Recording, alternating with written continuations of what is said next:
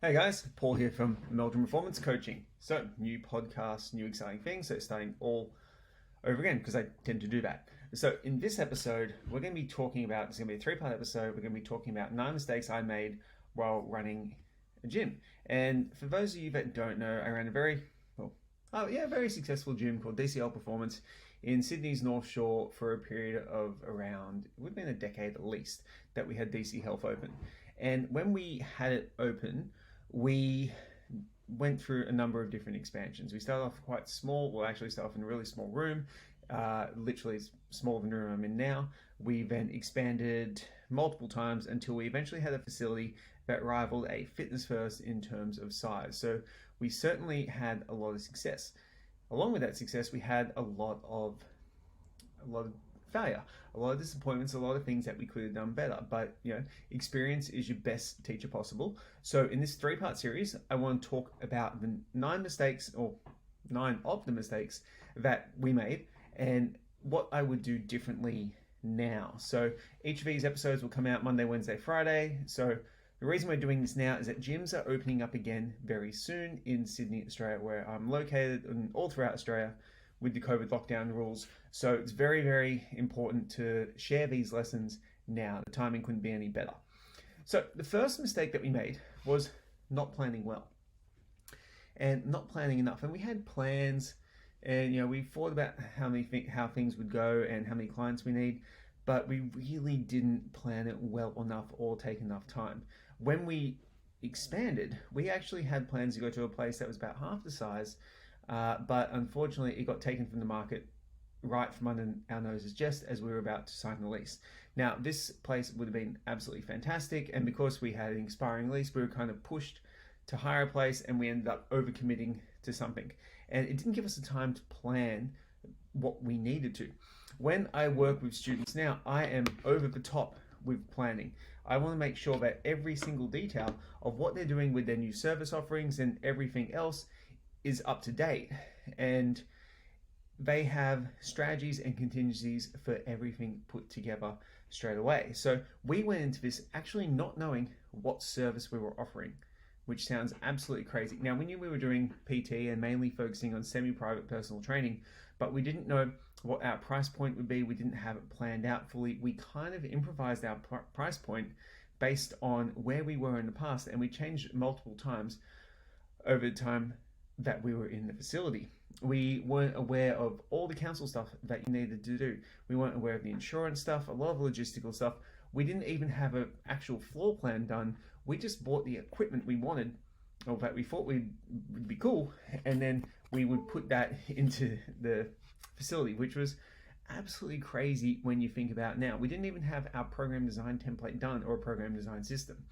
So if you are going to go into a gym and set one up now, I would highly recommend that you reach out to myself or someone else who's running a successful gym at the moment. They're probably even better, and actually go through pay them for their time, and go through your plan and what you have done. Because what they're going to be able to do is offer you the benefit of their experience and all the things that all the mistakes they made, and they will see where you are falling short. Now, the second thing that we didn't do so well, and this one particularly falls on me a lot more so, is doing it all. So when we're running the gym and when it was happening, I've got a list here of the things that I was doing. It was a little bit OTT. So when it was open, I coached from all day. I did all the programming. I did the financial stuff. I did sales, and I did consults all the time. Cleaning, hiring, customer service, admin, strategy, and treatment sessions as just a small list of things that I did on the day-to-day in the gym. Now, depending on the size of the facility and number of staff that you have, those things may be necessary. So if you're running a small facility where it's just yourself, maybe one other staff member, doing all those things may be part of your job. However, we were running a large facility where we had at one point 12 staff and 2 owners. So the fact that I was doing all those things while we had 12 staff was incredibly inefficient, and a lot of that was a problem of me not wanting to let go of the gym, and not trusting staff and or educating them enough to help get them to do that and to help me with those tasks.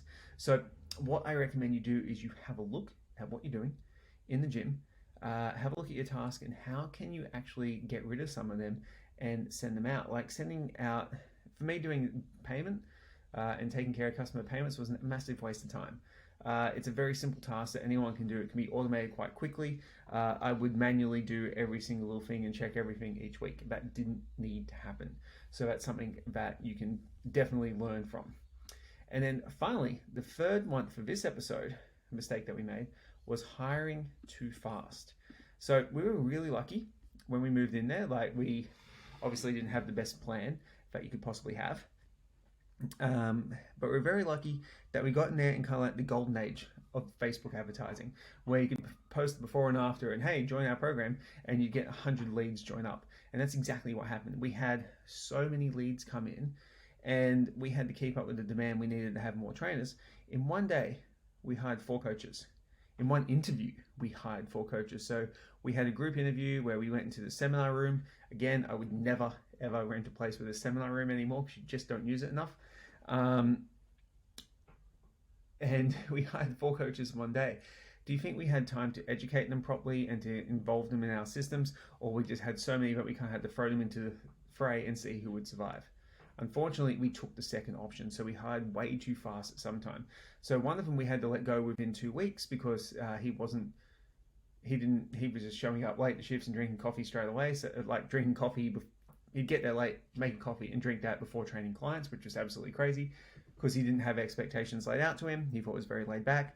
None of those staff members lasted more than 3 months because, again, we didn't veto it properly.